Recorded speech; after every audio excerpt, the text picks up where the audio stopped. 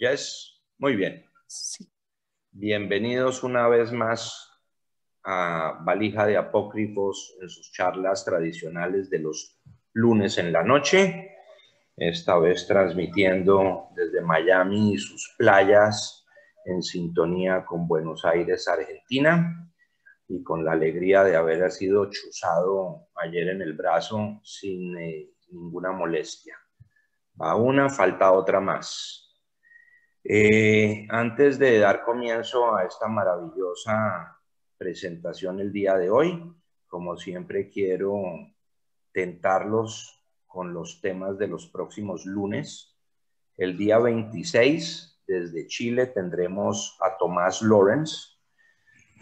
Él es director de la Fundación Interpreta y codirector del Observatorio de Racismo, Xenofobia y Odio en Chile, y codirector de Barómetro de Xenofobia en Colombia. Es experto, obviamente, en temas de odio en las redes, temas de la migración de venezolanos a Colombia y otros países, antisemitismo y demás. El título es Odio y desinformación en Internet, un nuevo espacio público. El día 3 tendremos a David Rosenthal, que nos va a hablar sobre los avatares de las mujeres judías, siempre a la vanguardia. Eso será en vísperas del Día de la Madre, como lo celebramos en Colombia. Yo sé que en Argentina la fecha es otra, pero eso va a ser vísperas del Día de la Madre en Colombia. El día 10, Sandra Leventhal y Livio Rosenberg nos van a hablar de por qué Freud les cae gordos o por qué nos debe caer gordo Freud a todos. Y asumo yo, me atrevo a pensar que Livio nos va a dar un poquito de Yiddishkeit, sexología y psicología. El día 17, de la teoría del reemplazo al sionismo cristiano, si son más sionistas que Herzl, nuestros amigos, socios evangélicos. Esa charla obviamente la dará Dani Boll. Y el día 24, tema por definir, nuevamente tendremos al profesor Peckel. El día de hoy me da particular gusto invitar a mi amigo Ariel Gelblum. Él es director del Centro Simón Wiesenthal para Latinoamérica, es egresado de la Facultad de Derecho de Buenos Aires, entre otras tantas es observador permanente en la OEA y en el Parlatino, y es una persona que durante este año nos ha deleitado en redes con charlas siempre muy valiosas. El tema de hoy, a la casa de nazis, ayer y hoy, pues me llega al corazón particularmente. Yo creo que como anécdota en mi infancia, la primera vez que reunía gente en el colegio, quizá primero de bachillerato, para una noble causa, fue precisamente para cazar nazis y enviarle algo al Centro Wiesenthal. Entonces, y como hijo de sobreviviente, el tema es más que bienvenido en esta plataforma. Mi querido Ariel, el foro es todo suyo. Muchas gracias por ilustrarnos esta noche. Gracias, Jack, el agradecido soy yo por la invitación. Veo algunas caras conocidas presentes con ustedes, no los voy a nombrar para que no se me pongan celosos los que no nombre, pero ya luego de dos visitas hace muy poco tiempo en Colombia, y me quedé con una tercera en el estribo. Cuando cerraron las fronteras, yo tenía prevista una visita a Cali, en la cual todavía tengo el pasaje, así que esperando que el día que esto se permita, volver a abrir, estaré visitándolos seguramente y poder encontrarnos personalmente para poder charlar de algún otro tema.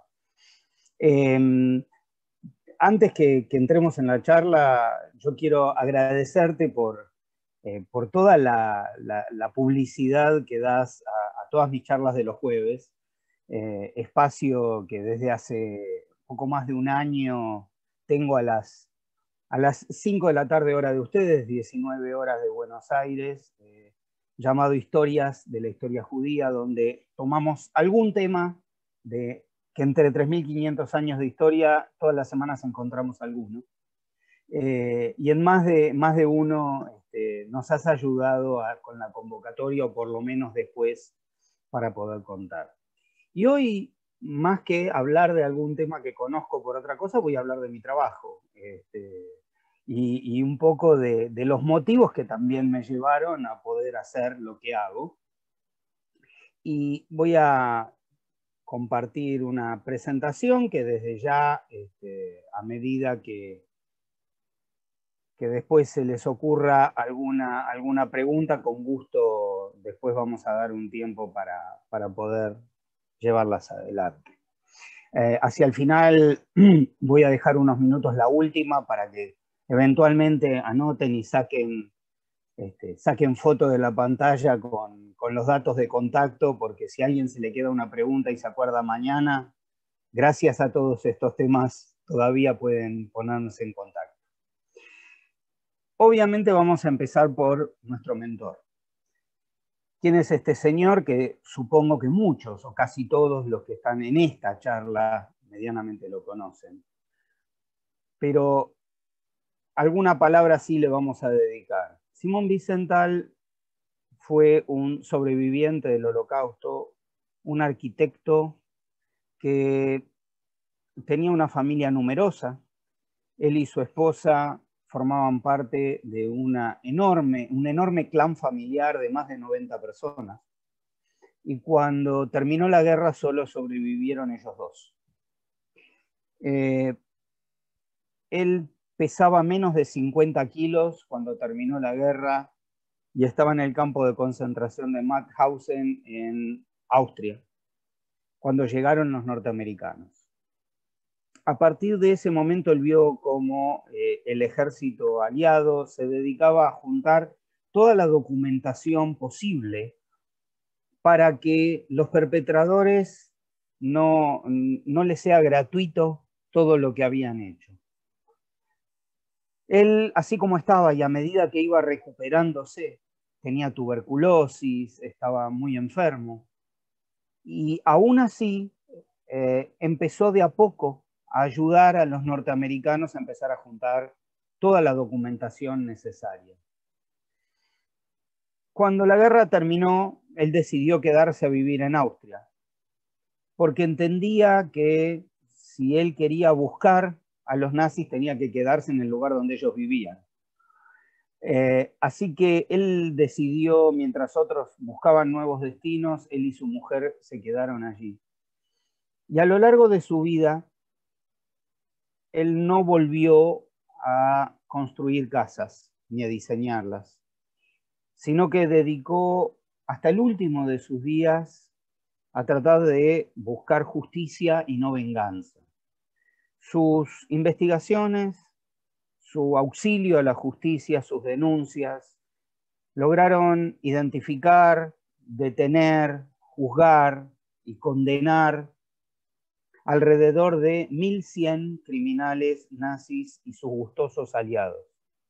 Es decir, aquellas personas que por libre decisión en alguno de los otros países, no en Alemania, decidieron ser aliados o colaboradores de los nazis.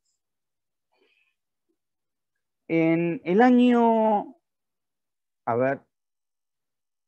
vamos a hablar de algunas de los hechos que llevaron o que lo pusieron a él en primera línea. Fíjense que poco tiempo después de la guerra, años después, fines de la década del 50, no habían pasado todavía 15 años y ya había gente que sostenía que el Holocausto había sido una mentira. Y especialmente hubo una gran ola de sostener que el diario de Ana Frank se trataba de una historia de ficción. Wiesenthal sentía ardor en las entrañas cada vez que se hablaba de que el diario de Ana Frank era de ficción, era una historia de ficción. y llegaba a no dormir pensando cómo hacer para poder convencer a la humanidad de que esta historia era cierta.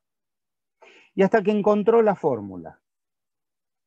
Wiesenthal buscó, identificó, ubicó y denunció ante las autoridades holandesas a Carl Silberbauer, que fue el oficial que personalmente se ocupó de llegar hasta la puerta de esa casa donde estaba la piecita de atrás y se llevó a toda la familia Frank y aceptó sus responsabilidades frente a la justicia. Del mismo modo, él entendía que una de las principales figuras a las que había que detener, porque era el principal arquitecto de la solución final, era Adolf Eichmann. Lo buscó incansablemente y es como él decía, el encontrar a Eichmann en el año 1960 fue un trabajo coral. Fue la reunión de varios esfuerzos.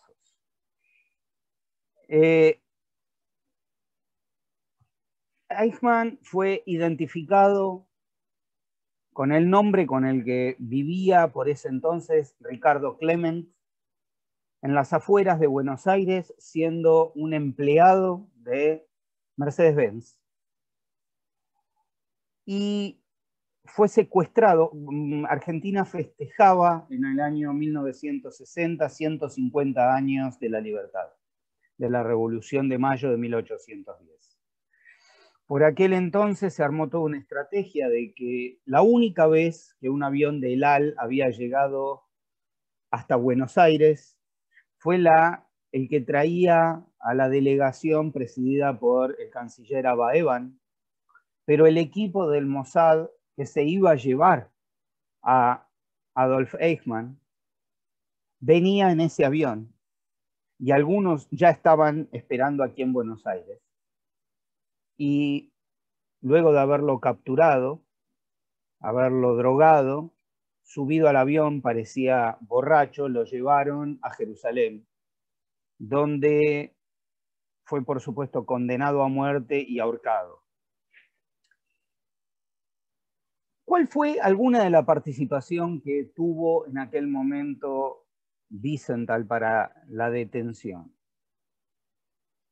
Él, por supuesto, estaba muy interesado y creía que toda esta ola de negacionismo que empezaba a existir hacia fines de los 50 y principios de los 60 tenía que ser detenida con la declaración de todos los testigos en un juicio abierto, como en definitiva fue, y que el mundo pudo escuchar lo que tenían los testigos por decir. La primera idea que él tuvo fue casi fortuita. Wiesenthal era filatelista y un día charlando con un noble venido a menos alemán, quien lo citó para mostrarle algunos sellos postales extraños, entre otras cosas le dijo, no sé si usted tiene estos, yo tengo estos que vienen desde Argentina. Y Wiesenthal tomó esa carta que tenía esos sellos postales y rápidamente leyó entre líneas que alguien alguien que vivía en Buenos Aires, le estaba escribiendo a otro que estaba en Alemania y le decía, a que no sabes a quién me encontré. Lo vi a Eichmann, quien trabaja en la compañía de aguas en Buenos Aires. Inmediatamente él había puesto en noticia a la gente del Mossad en la mitad de la década del 50, cuando esto había sucedido. Pero todos sabemos que en los primeros años de existencia del Estado de Israel, todos los esfuerzos estuvieron dados en sostenerse y en empezar a existir como Estado, y no en salir a buscar a los criminales nazis. Wiesenthal siempre decía que los nazis fueron los verdaderos ganadores de la Guerra Fría, porque rápidamente un conflicto tapó el anterior y ni los norteamericanos ni los soviéticos tenían interés en perseguir a los nazis, sino en perseguirse entre ellos. Entonces, habían perdido este impulso que había llegado hasta los juicios de Nuremberg. Y él entendió que se estaba perdiendo una gran oportunidad y creo que, entre otras cosas, fue la que dio lugar a que su trabajo sea tan reconocido porque los estados no lo estaban llevando adelante. Ahora, luego de estas historias que estuvimos contando, como bien les dije, hasta el año 2005 que él falleció, ayudó a llevar a la justicia más de 1.100 criminales nazis y sus colaboradores voluntarios. En el año 1977, un grupo norteamericano se acerca a Wiesenthal y le plantea que quieren fundar una institución que pueda continuar su tarea el día que él no esté. Es decir, que una organización pueda continuar su tarea. Y Wiesenthal les dice, ¿cuál creen ustedes que es mi tarea? ¿Perseguir a los nazis? Sí, pero no es un objetivo en sí mismo. Yo perseguí a los nazis y persigo a los nazis para que se llegue a la justicia y se pueda escuchar. ¿Qué es lo que sucede cuando racistas, xenófobos, discriminadores, antisemitas tienen acceso al poder?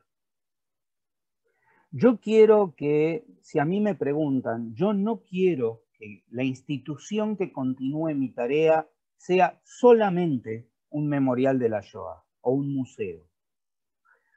Yo quiero una institución activa, que sea la institución que no existió en la década del 30 para impedir que los nazis asuman el poder, que hayan podido denunciar esto en el mundo. Por supuesto, este grupo norteamericano aceptó la tarea, si no, nunca se hubiese fundado esta institución, que existe desde 1977, y en 1992 abre una oficina para América Latina en Buenos Aires, oficina para la cual desde aquella época tuve el honor de acompañar desde su nacimiento como voluntario y que tengo el honor de dirigir desde 2015. El primer criminal nazi que se encontró ya existiendo la oficina de América Latina en la Argentina fue Erich Priebke. Erich Priebke fue el comandante de las SS en Roma, en Italia, cuando Alemania ya dudaba de la dureza que Mussolini ponía en la persecución de los judíos. Como diciendo, sos un aliado, pero no voy a delegar esta tarea que para mí es fundamental en alguien de los tuyos, sino que vamos a poner a uno de los nuestros. Dentro del mandato de Priebke, hubo un intento de la resistencia de atacar una sede de la SS donde mataron 33 oficiales alemanes. La orden fue matar 10 por cada uno de los alemanes.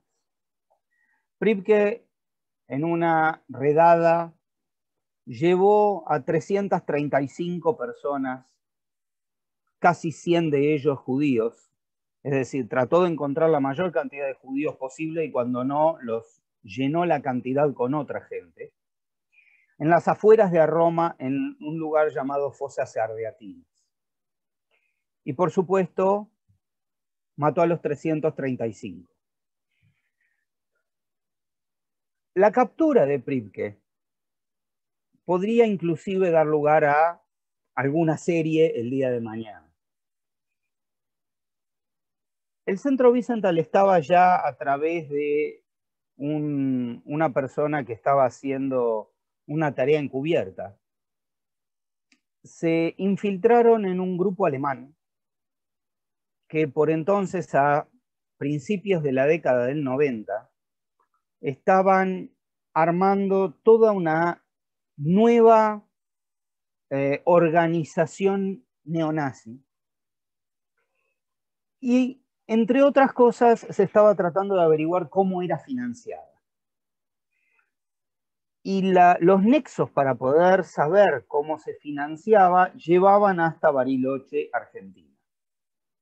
En aquel momento, la persona esta que estaba infiltrada se ofrece para decir que si él le da confianza a la persona que está financiando desde Argentina, él conseguiría 2 veces tanto de financiación.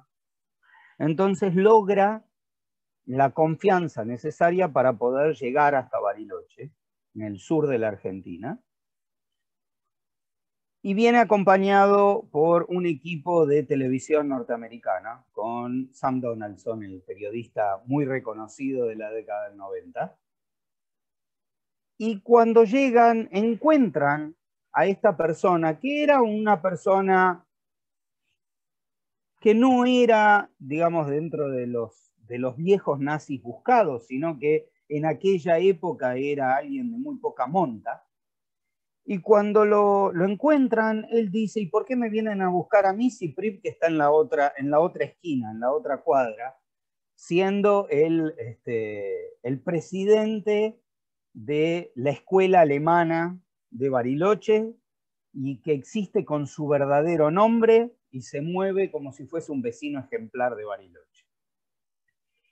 Entre que los cameramen y esta persona que estaba trabajando de infiltrado empiezan a tratar de averiguar, este hombre que era supuestamente el financista se escapa. Sabemos que se fue a Chile y después se le perdió el rastro. Pero sí fueron a buscarlo a Pripke y con las cámaras prendidas lo llaman en alemán y él se da vuelta y contesta en alemán. Y le dicen, ¿usted es Erich Pripke? Sí, por supuesto. Y a partir de ese momento comienza un proceso en el cual se solicita la detención. Italia pide la extradición.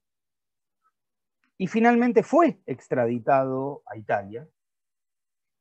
Y en un juicio de justicia militar, en principio, como más de una vez lo hemos visto a lo largo de la historia, este hombre utiliza como defensa la famosa obediencia debida. A mí me dijeron que yo tenía que matar 10 por cada uno y cumplí órdenes, no hice otra cosa que eso. Hasta que alguien sostiene de que él había matado 335 y aún en Italia 33 por 10 da 330. Con lo cual se excedió gustosamente en las órdenes. Y por esos 5 que se excedió, Italia lo condena a prisión perpetua, que por edad la cumplió en el domicilio de su abogado y murió con más de 100 años en Roma. El otro caso que nos tocó también por estas tierras, y fue el último de los famosos, se llamaba Dinko Sakic y era el comandante del campo de concentración de Jasenovac en Croacia. O sea, no era alemán, era croata, Ustaya, y al decir de los propios SS, cuando veían las acciones de Dinko Sakic y su esposa, Nada Sakic, mandando el campo de concentración de Jasenovac, decía, estos croatas son muy crueles, son muy salvajes. Por supuesto que en ese campo de concentración las mayores víctimas, el mayor número de víctimas eran serbios y judíos. Hay que poner en contexto de que esto sucede luego de la guerra de los Balcanes y cuando empiezan a nacer estos nuevos países que pasaron directamente de la cooperación con los nazis a la órbita comunista. Y cuando tanto Croacia como Serbia quieren pedir formar parte de una nueva comunidad europea y ser aceptados como estados democráticos, lo primero que le pedimos nosotros es que demuestre que va a juzgar su propia historia totalitaria, juzgando a los criminales. A diferencia de Privke, Dinko Sakic aceptó rápidamente ser transferido y ser extraditado a Croacia porque sabía que si no, su destino iba a ser Serbia. Y en Serbia no lo iban a tratar eventualmente tan bien como podían llegar a tratarlo en Croacia. Y fue condenado y, por supuesto, murió en Croacia, tanto él como su mujer, que si bien su juicio no fue tan contradictorio, ella directamente ofreció entregarse para ser juzgada en Croacia.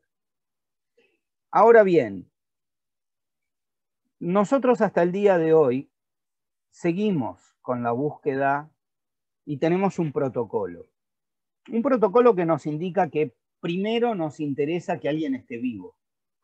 Cuando alguien nos llama por teléfono y nos dicen acá vivió tal persona o creemos que aquí vivió alguien que pudo ser un criminal nazi, es algo que puede ser de interés periodístico para un historiador, pero no en este caso para nosotros. Por lo tanto, primero necesitamos que esté vivo. Y a esta altura, aquellos que tuvieron responsabilidades tienen no menos de 95 años. Y aún así saben ustedes que durante este año y el año anterior se han juzgado a 3 criminales en Alemania.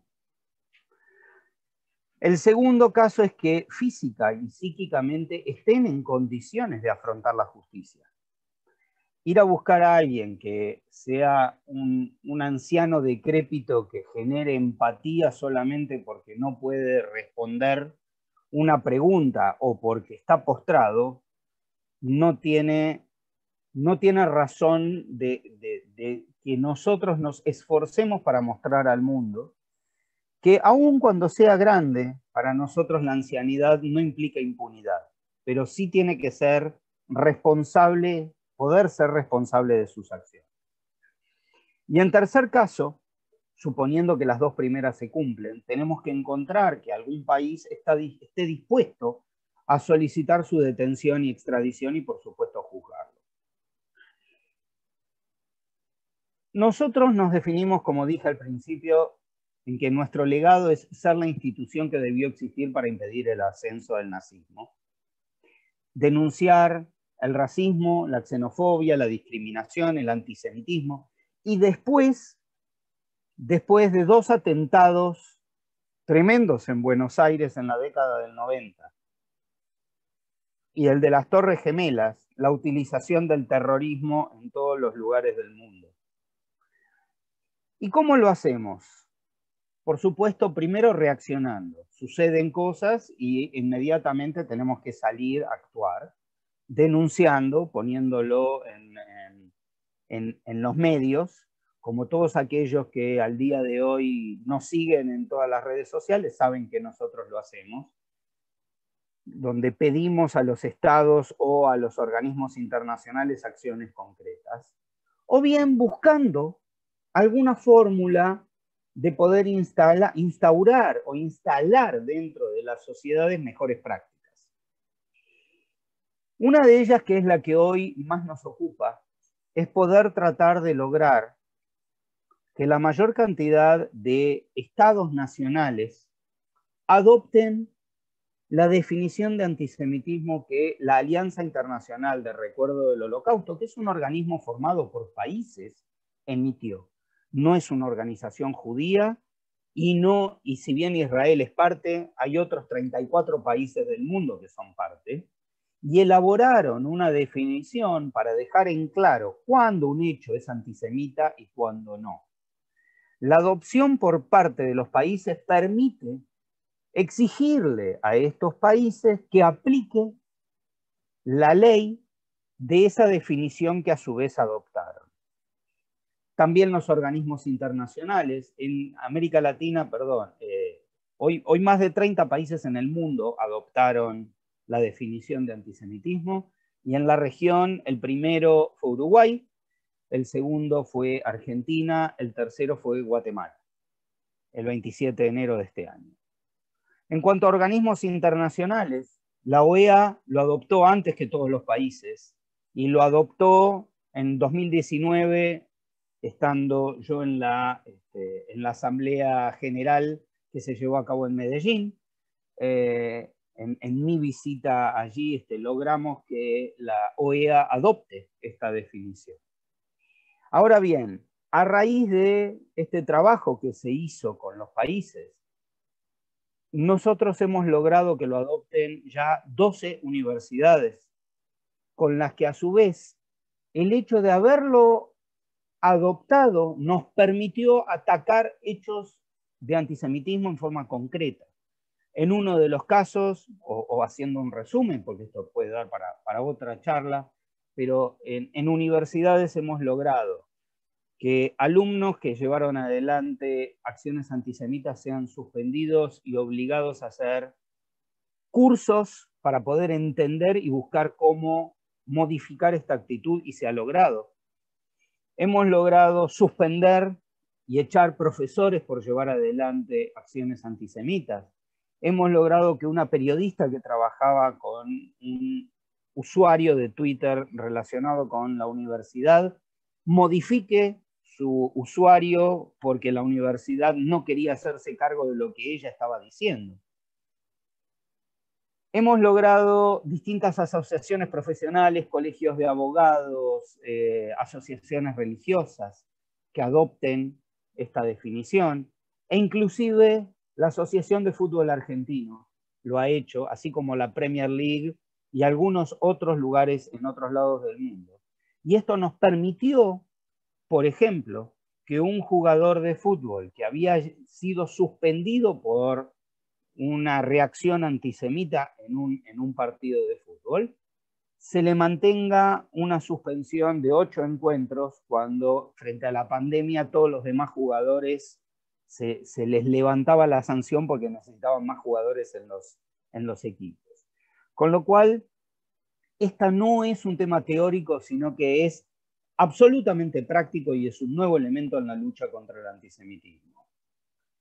Hemos descubierto durante el febrero del año anterior, del 2020, cómo a través de una ruta que todavía estamos investigando, pero ya hemos denunciado, fue derivado dinero proveniente del expolio de los judíos después de la adopción de las leyes de Nuremberg, y cómo ese dinero llegó hacia América Latina en forma de marcos alemanes, transformado en dólares como si fuese una casa de cambio, o francos suizos, o de lo que fuese, y depositados en Suiza.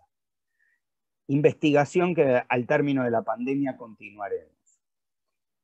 Nos permitió, por ejemplo, entre otras cosas, el hecho de ser un organismo internacional, denunciar frente al mundo que el canciller de Irán visitaba América Latina, y poder no exponer ni a la comunidad judía ni a la embajada de Israel, siendo nosotros quienes denunciemos la presencia de Irán en América Latina. Primero, sosteniendo de que si Uruguay era parte del Mercosur, no podía recibir a quien estaba ocultando o dándole refugio a quienes son buscados por la justicia argentina por 2 atentados terroristas. Y que, por el otro lado, dio la casualidad que el día que Zarif llegó a Uruguay, a la noche se conmemoraba Yom HaShoah. Y nosotros sosteníamos cómo el gobierno uruguayo recibía un negador del Holocausto a la mañana y a la noche pretendía rendir homenaje a las víctimas de la Shoah. Esto son las muestras de los tweets de Almagro el día que esto sucedió, sosteniendo exactamente lo mismo la OEA. Oponernos, por ejemplo, a la figura de Roger Waters, donde llevamos nosotros adelante una campaña de boicot contra su presencia en América Latina. donde él nunca, él siempre en todos lados sostiene de que él es antisionista y que no tiene nada contra los judíos. Pero estas son las declaraciones que, entre otras cosas, sostiene cuando cree que nadie lo está grabando. Y nosotros conseguimos, a lo largo de esa gira que él llevó adelante, que un grupo de voluntarios jóvenes se acercaran y continuasen esta campaña del Centro Wiesenthal yendo en México a la previa de los estadios, antes de entrar a los recitales, repartiendo estos panfletos y regalando estas, bueno, cada uno le llama en otros lugares franelas, remeras, poleras, de acuerdo al lugar donde estén, en el cual dice resiste al racista, con obvia referencia a The Wall, y resiste al racismo de Waters diciendo que no a los mensajes de odio. Anualmente emitimos un informe anual sobre la situación de odio en las redes y ciberterrorismo, que aquí hay un error, es digitalhate.net, y que llevamos adelante presentaciones en todo el mundo. Habitualmente los informes se presentan alrededor de marzo de cada año ante el Congreso norteamericano. Este último marzo se ha vivido una situación especial donde Estados Unidos todavía no se adaptó a trabajar online en el Congreso y por el otro lado todavía no han terminado de organizar los comités en el Congreso porque ha sido, todos sabemos, una transición más compleja que otras. Y aprovechando esta situación, por primera vez en la historia el Centro Wiesenthal presentó su informe de odio en las redes ante un congreso, pero no el norteamericano, y lo hizo la semana pasada ante el Congreso argentino. Este informe en nuestras redes sociales está absolutamente disponible, está el video para que lo puedan seguir. Estas son presentaciones que se han hecho, como verán ustedes, más de 1000 personas ante una presentación. Esto se hizo en 2018 en la provincia de Tucumán, en Argentina. Le enseñamos a jóvenes de escuelas medias cómo buscar odio en las redes en América Latina para que nos ayuden en este informe. Israel y Estados Unidos se retiraron de UNESCO y la UNESCO se ha transformado a través de su Comité de Patrimonio Mundial en una forma de antisemitismo extraña y absolutamente nueva, la cual nosotros llamamos el intento de robo de la herencia judeo-cristiana. Desde 2012 en adelante, Palestina ha pedido un reconocimiento de determinados sitios como si la historia de judíos y cristianos en Tierra Santa no hubiese existido.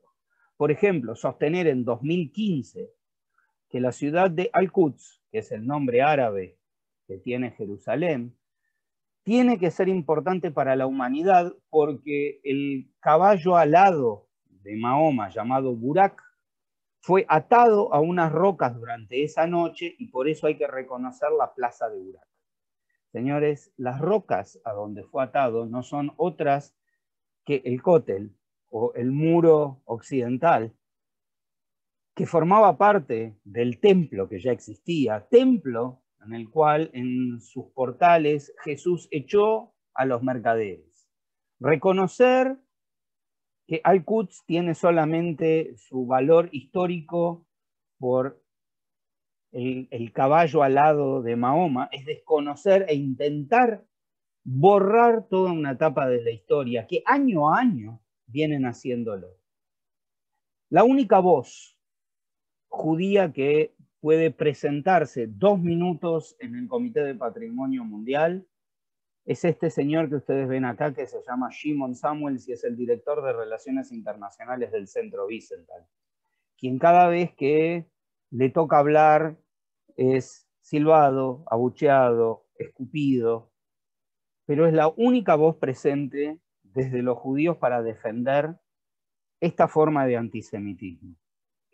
Hemos desarrollado un programa de 11 puntos que son ideas concretas, sencillas, para luchar contra contra el racismo, la xenofobia y discriminación en el deporte, que fue adoptado ya y auspiciado por la OEA, declarado unánime por el Parlamento Latinoamericano, que Argentina durante los Juegos Olímpicos de la Juventud de 2018 los declaró como de interés para la defensa de los derechos humanos. Por ejemplo, ustedes ven el señor que ven ahí, en la foto de más abajo, es el presidente de la Federación Palestina de Fútbol, Jibril Rayoub, quien, entre otras cosas, se ocupó de boicotear una visita de la selección argentina a Israel antes del Mundial de Rusia. Y dada la forma en que llevó adelante esa campaña de boicot, hemos logrado que sea sancionado por la FIFA. La presencia de haber suplantado el número 1 con todo el mapa por parte del Club Palestino de Fútbol de Chile es también campaña nuestra para poder lograr que en determinado momento hemos logrado por parte de la CONMEBOL una sanción hacia esto también por mezclar la política con el deporte. Donde no hay, hemos creado un fondo. La Biblioteca Nacional Argentina no tenía, cuando averiguamos qué libros tenía para consultar sobre antisemitismo y Shoah, de una lista básica que nosotros encontramos que una biblioteca debería tener para ser un lugar de consulta, de alrededor de 100 libros. De esos 100, la biblioteca solo tenía 3. En menos de 8 meses conseguimos, a través de una campaña de donaciones, juntar más de 1000, que forman parte de un fondo llamado Simón Wiesenthal dentro de esta biblioteca. Son hechos concretos. Poder recorrer colegios medios explicando cómo enfrentar la intolerancia. Nosotros lo llamamos instrumentos para la convivencia, y hemos tenido mucho placer, por ejemplo, de desarrollar este programa inclusive a través de plataformas digitales con colegios allí en Colombia, donde lo hicimos en conjunto con el colegio de Cali, con quien nos ha invitado, y que lo íbamos a hacer en forma personal y lo hicimos en forma virtual y también salió muy bien. Les dejo unos segundos las redes sociales y formas de contacto, y con mucho gusto devuelvo la palabra a Jack, así podemos dar lugar a las charlas, preguntas que eventualmente puedan tener. Muchas gracias. Ariel, a usted muchísimas gracias. Fabulosa la presentación. Ahí hay algunos comentarios en fila. Quiero comenzar haciéndole unas preguntas, mientras Claro. quienes quieran irlas escribiendo levantando la mano lo vayan haciendo. Tajles, para el Centro Wiesenthal y para la legislación mundial, ¿cuál es el rango menor dentro de un esquema criminal militar que se puede juzgar como autores de genocidio? O sea, ¿hasta qué punto alguien puede decir yo solo recibía órdenes, y desde qué punto en adelante la justicia puede decir no, usted sí es responsable? Hay una muy vieja relación donde digamos, todas las teorías que hablan de la figura de obediencia debida, hablan de 3 niveles de responsabilidad. Aquellos que estaban en condiciones de dar órdenes, por supuesto que responden. Aquellos que solamente estaban en condiciones de obedecer órdenes, y aquellos que sin duda se excedieron en las órdenes.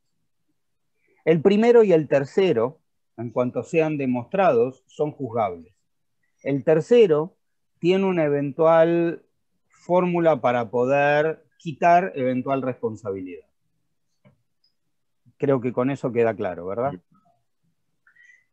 Para el auditorio colombiano, algunas anécdotas o historias de nazis que hayan llegado a nuestro territorio?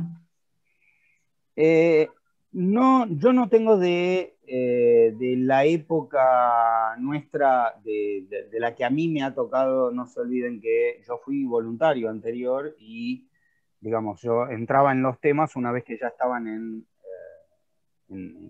digamos, puestos sobre la mesa, porque no era el ejecutivo. Espera que me piden que mientras tanto ponga la última, ahí se las dejo unos segundos más.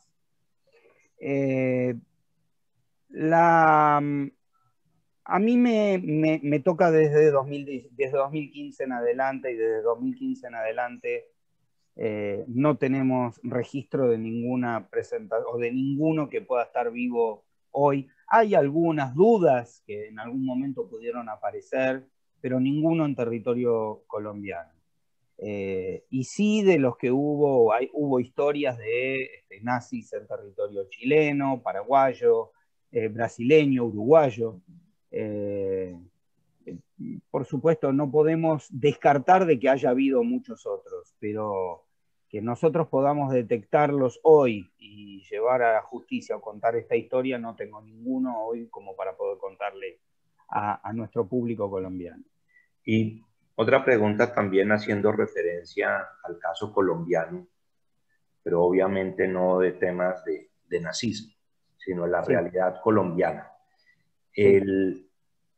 Lo que ha logrado hacer el Centro Bicental ha tenido repercusión en otros casos a nivel mundial, puede servir como jurisprudencia para juzgar casos, por ejemplo, en el caso colombiano, de temas de masacres, genocidios, terrorismo y demás.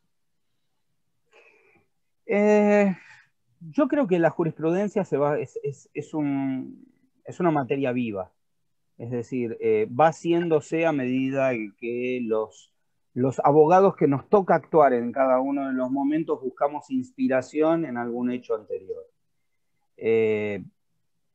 Sin ir más lejos, y algo que todos conocemos hoy, hay más de una ONG de venezolanos que buscan hoy inspiración en todo nuestro trabajo para poder tomar nota y documentar hechos de violaciones de derechos humanos del gobierno chavista, para que el día que se pueda llevarlos a una justicia internacional, por ejemplo. Con lo cual aquí tenemos, de hecho, vamos a escuchar más de uno que sostiene que necesitarían un Bicental en Venezuela, y que más de una vez nos han invitado a formar parte de un conglomerado de instituciones para poder documentar este tipo de situaciones para el día de mañana, y que por supuesto nosotros coincidimos. Y claramente, del mismo modo, en cuanto no sea posible, ayudaremos en aquello que entendemos que corresponde hacer. A nivel internacional, nuestro número 2 mundial, que es el rabino Abraham Cooper, por ejemplo, es uno de los principales denunciantes de la masacre de cristianos en Nigeria.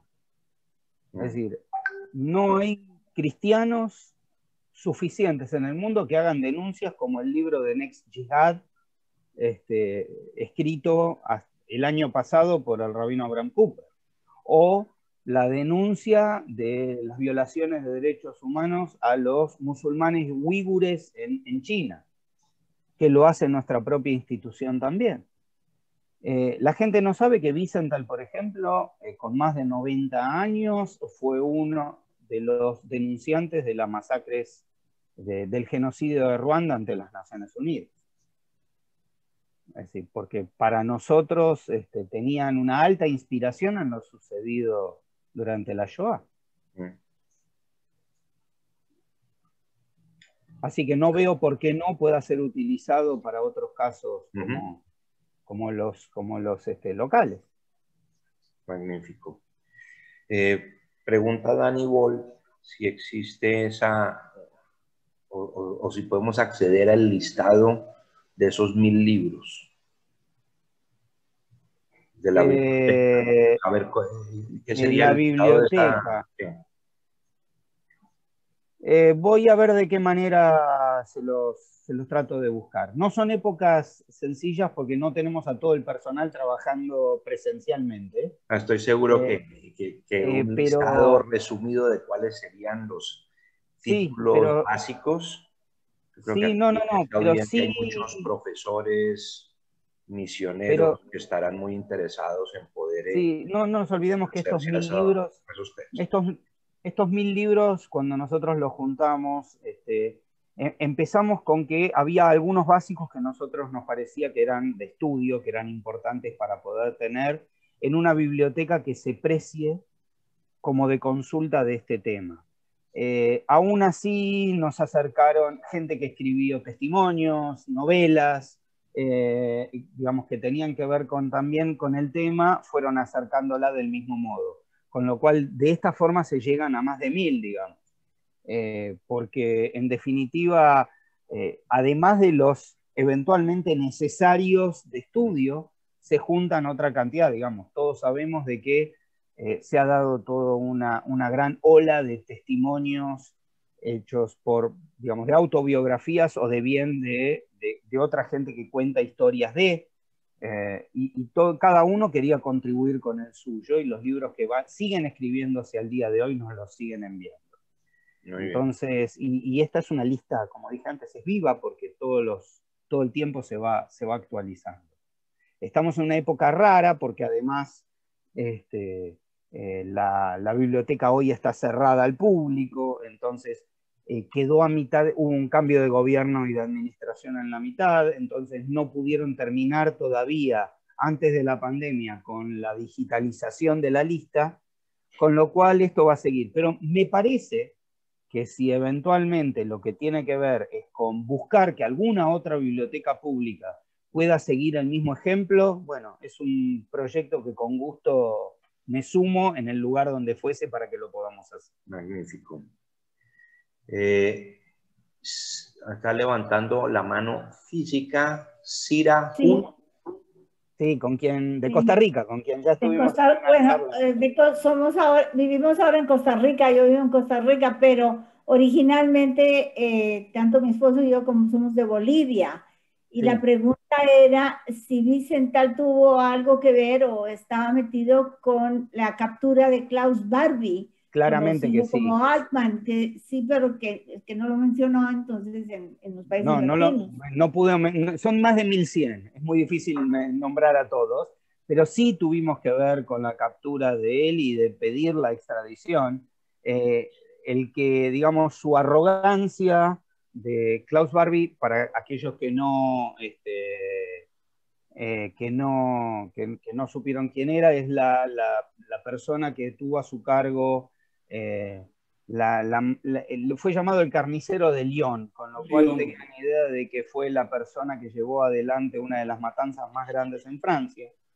Y de hecho su pedido de extradición fue hacia Francia, y él habían estado en la Argentina, y luego fue asesor del gobierno militar de Bolivia, y en el momento que Bolivia vuelve a la democracia, él creyó que iba a seguir teniendo poder seguir viviendo con total impunidad, y fue uno de los primeros pedidos a la nueva democracia boliviana en aquel momento, y fue entregado y, por supuesto, ahí fue juzgado. Gracias, Cira, por la... Perdón, Sí. Esto fue durante el gobierno del general Banzer, que sí Exactamente. era... Y recuerdo perfectamente todos los hechos porque Klaus Altman, como se llamaba entonces en Bolivia, era conocido incluso dentro de la colectividad judía. Tal es así que, por ejemplo, en un café, el Café de la Paz, en las mañanas, nos reuníamos mucha gente de la colectividad y él era uno más de los comensales que estaba en nuestra mesa. O sea, no era un amigo, pero sí era un conocido, un compañero de café con el que muchas veces tuvimos contacto. Y cuando hubo varias ocasiones, pero las mujeres tuvieron un rol bastante importante también para la denuncia y la futura captura de La extradición. Así es. la extradición. Las mujeres en Bolivia se encadenaron Eso en fue las bancas. Eso Con fue eso, con banca. no, eso fue con el cónsul de Austria, cuando Sí. no, fue otra cosa. Perdón, sí. Pero sí tuvieron las mujeres un rol también importante, etcétera. Nos acordamos perfectamente de todo aquello. Gracias. A ustedes. A ustedes mil gracias. Ida quiere hacer una pregunta desde República Dominicana. Ok. Buenas noches, muchas gracias. Realmente mis felicitaciones, Ariel. Excelente charla y excelente el trabajo que ustedes están haciendo en la Simón Wiesenthal. Yo quería preguntarle, Mengele también fue, tengo entendido, capturado capturado en Bariloche, en Argentina. No. Mengele murió en Brasil. Lo que sí puede llevar a confusión, hace unos pocos años se desclasificó toda la información de los agentes del Mossad que vinieron a secuestrar a Eichmann. Y el jefe del grupo sostuvo de que ellos ya tenían identificado a Mengele y que en determinado momento pensaron hacer un 2 por 1 y secuestrar a los dos. Pero llegaron a pensar de que posiblemente si ponían en juego la idea de buscar a los dos, posiblemente los dos podían fracasar. Entonces tenían que elegir a uno de los dos y eligieron primero a Eichmann, y Mengele, en cuanto se entera de la captura de Eichmann, se escapa a Paraguay. Vive durante un tiempo en Paraguay con protección de Stroessner, y luego, antes de apenas llegada a la democracia en Paraguay, él se escapa a Brasil y muere en Brasil, ahogado. Muchísimas gracias. No, por favor. Ida. Había una serie de preguntas que habían visto ahí, las vi pasar muy rápido. Si tenés algunas que querés que las lea yo, las busco. A ver. Bueno, ¿qué opina de la teoría que Hitler huyó? No, Hitler murió en el búnker para nosotros. Nuestro especialista, nuestro casanazis oficial, Efraín Surov, que es mi colega en la oficina de Israel, sostiene que de las pruebas existentes hasta ahora no hay ninguna que contravenga esta teoría. Lo cual, si el día de mañana hay alguna mejor, se verá. Pero hoy por hoy, esta es la teoría que nosotros sostenemos. Frida Silva quería hacer una pregunta. Hola. Mi gran anfitriona. Desde Bogotá, desde Bogotá. ¿Cómo estás? Bien, aunque ahora estoy en Miami. Mira, como ya se pregunta, como se están muriendo los nazis de la Shoah o ya están muy viejos, ustedes van a tener que cambiar la dirección de buscar los nazis de Shoah a de pronto buscar los responsables de antisemitismo y muertes. Bueno, es lo que hacemos. Sí, por ejemplo. Eso es lo que conté en la segunda parte de la charla, que es todo lo que hacemos el día de hoy. Ajá. Es decir, que nuestra tarea hoy está muy enfocada a todas las nuevas, que por ahí da lugar para una charla posterior, de hablar de cuáles son las nuevas formas de antisemitismo. Y nosotros estamos en la primera línea de toda la lucha de eso. Absolutamente. Ya me parece que vamos a quedar para una próxima charla sobre eso. Sí, quiero preguntarte, esta pareja que mataron en un museo israelí, yo no me acuerdo en qué parte de Europa, si fue en Ámsterdam, no. ¿Te acuerdas? ¿Ustedes se acuerdan? Una pareja que fue a un museo en Bélgica. Por ejemplo, ese caso. ¿O no te acuerdas? No lo recuerdo, pero no te olvides que nosotros trabajamos por oficinas regionales. A mí me toca América Latina. Ok. Yo puedo hablarte de aquellas cosas que hacen a mi trabajo cotidiano aquí y a todas las nuevas formas de antisemitismo que existe, que una de ellas se las conté hace un rato, que ni deben haber imaginado, que es lo de UNESCO. Pero con gusto, en alguna próxima charla, que seguramente ya va a estar ya sacando su agenda para poder arreglarla, vamos a hablar de ese tema.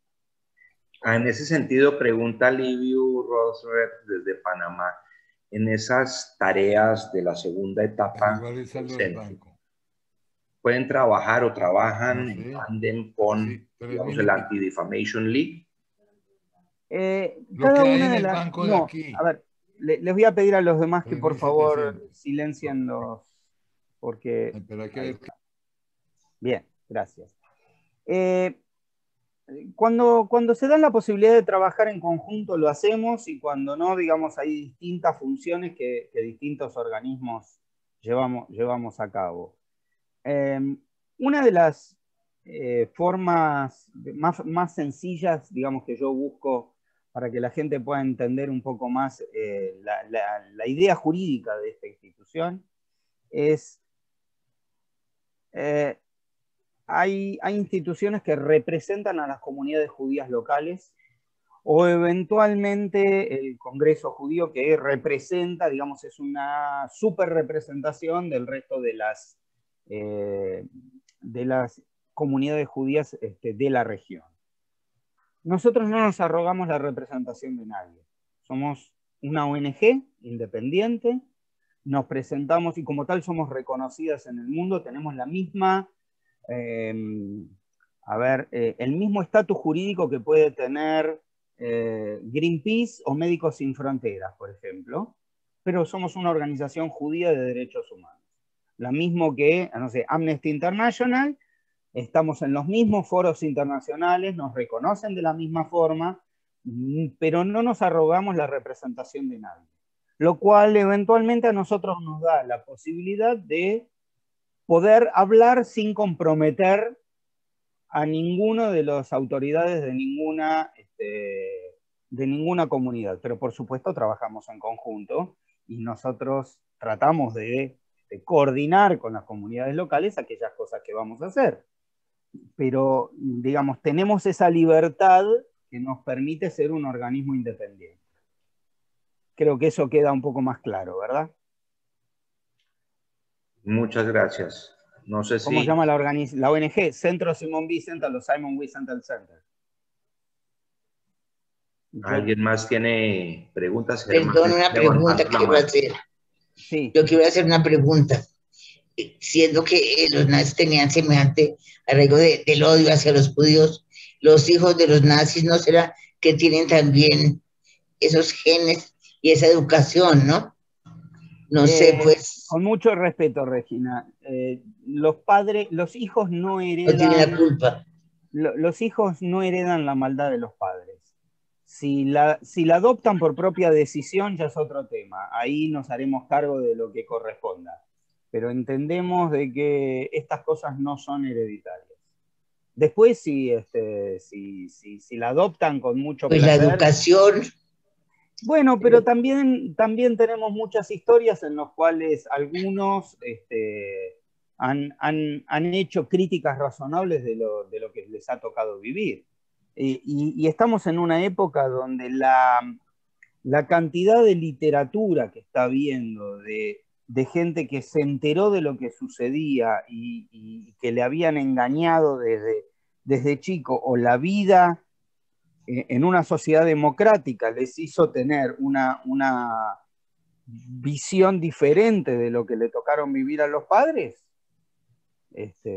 hay absolutamente diferencia. Y hay algunos que son nazis por propia decisión, sin necesidad de tener padres nazis.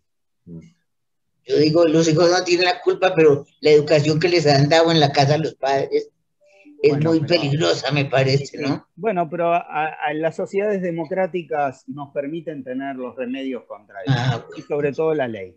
Pero gracias. Había ahí un par de preguntas más, así... Germán desde Montería, al volante, creo que quiere hacer una pregunta. Estaciona el auto antes no...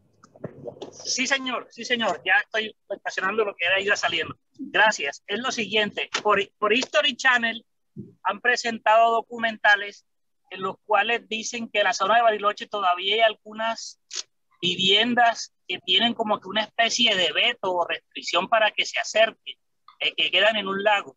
¿Eso es cierto, don Ariel? No es cierto. Hay un la persona que aparece en esos, no es el History Channel, en algunos otros canales de documentales, hay una serie de periodistas, entre otros uno que vive en la región que se llama Abel Basti, que para nosotros no tiene absolutamente ninguna fundamentación histórica, sino que tiene su propio negocio organizando los, entre comillas, tour nazis, inclusive sostiene de que Hitler vivió en la zona. Para mí no tiene ninguna fundamentación histórica. Ah, bueno, muchas gracias. De nada. Desde Santiago de Chile, Yoli quiere hacer una pregunta, mi querida Yoli. Hola, buenas noches. Buenas noches. Oye, te quería hacer una pregunta. Yo no sé, ¿ustedes tienen acceso a algún tipo de información en la triple frontera? Porque claramente por ahí hay intentos de ingreso, sobre todo a países obviamente latinoamericanos y Venezuela, de agentes de Irán, y sí, también junto con esa pregunta de Hezbollah, y junto con esa pregunta si tienen también alguna información del norte de Chile. Sí, y te lo voy a dejar en suspenso para la próxima charla porque es uno de los temas centrales. La presencia de Hezbollah en América Latina es uno de los reemplazos en nuestra tarea hacia los viejos nazis. Y una preocupación constante, que empezó en la triple frontera, pero hoy no es el lugar principal de su actividad ilegítima, si bien nunca la dejaron, y que hoy se trasladó a Caracas. Y sí hay presencia en el norte de Chile. ¿Y de qué manera? Yoli. Perdón, en los anticuarios pueden encontrar cosas, ¿cierto? Que haya alguien que tenga una colección de algo, pues que pueda aparentar algo de ellos. Y a quién se lo compró, y todo así, pues, claro que no soy yo pues la persona que va a decir cómo tiene que hacerlo, pero yo iré a los anticuarios, yo. Bueno, como a ver quién. ¿Ah? Nos van quedando muchos temas, pero digamos, verdad, muy interesante su conferencia. Muchas gracias. Lo felicito, verdad, muy bien documentada. Nos vamos agendando para hablar sobre Hezbollah la próxima vez, ¿le parece? Sí, yo diría hablar sobre las nuevas formas de antisemitismo, dentro de las cuales vamos a hablar de Hezbollah en un capítulo especial. A ver, si para terminar, a dos personas más, Richie Smulevich y luego Salo Vigio desde Israel, que ya le está amaneciendo. Hola Ariel, ¿cómo estás? Muy interesante la charla. Uno que está más tarde que yo. Dale. Ariel, muy interesante la charla. Quería consultarte, yo he tenido que ir varias veces a Córdoba, en Argentina, sí, y tuve la oportunidad de visitar una villa que se llama Villa del General Belgrano. Así es. ¿Qué tanta influencia nazi hubo en esa villa? Villa General Belgrano fue fundada por oficiales alemanes, no necesariamente nazis, que quedaron en la Argentina después de que vamos a empezar. Durante los primeros episodios de la guerra, uno de los primeros fue lo que llamó la Batalla del Río de la Plata, en la cual hubo un barco alemán que venía siendo perseguido por acorazados ingleses, donde este barco muy averiado logra entrar en Montevideo, en el puerto de Montevideo, y los aliados intentan capturar a los marineros. Frente a esta idea de que los iban a capturar, entienden que si ellos pueden sacar el barco nuevamente hacia el Río de la Plata y hundirlo en el Río de la Plata, iban a ser rescatados desde Buenos Aires, y que ahí tenían la acción del embajador alemán por ese entonces, les hubiese permitido un mejor destino para ellos. Estos marineros que fueron detenidos en el año 39, al principio de la guerra, el acorazado llamado Graf Spee, y estos marineros que quedan en Buenos Aires solos porque su capitán se suicida pegándose un tiro, de a poco son retirados del lugar donde estaban detenidos, y muchos de ellos se quedaron en la Argentina fundando la Villa General Belgrano, la cual hasta el día de hoy tiene muchísimas reminiscencias alemanas. Se festeja Oktoberfest con la cerveza y cualquiera puede llegar a creer que está en una villa de un sitio de Alemania. Y como corresponde, este director del Centro Wiesenthal para América Latina el año pasado veraneó allí. Así que a ver dónde podía encontrar algo. Así que sí, esa es la historia de esta villa. Ok, muchas gracias. Salud. Ariel, muchas gracias, buenos días. Quería decirle con Chile es conocido por tener una fuerte influencia antisemita. También las reacciones de las Naciones Unidas. En Colombia hay un grupo de colombianos pequeños, no sé si todavía, que dicen ser neonazis. ¿Qué está haciendo el centro con respecto a todo eso?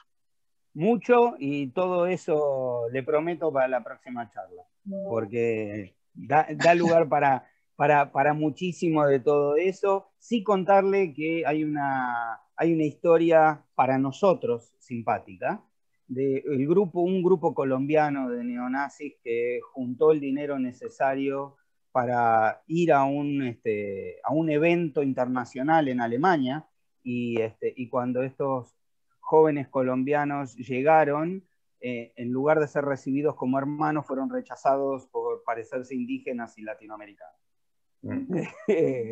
Así que...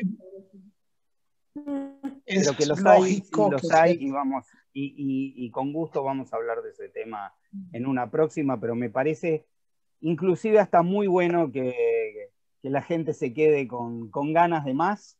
No pretendo, esto que es un trabajo de todos los días, agotarlo en una hora de charla. Mil gracias, Ariel.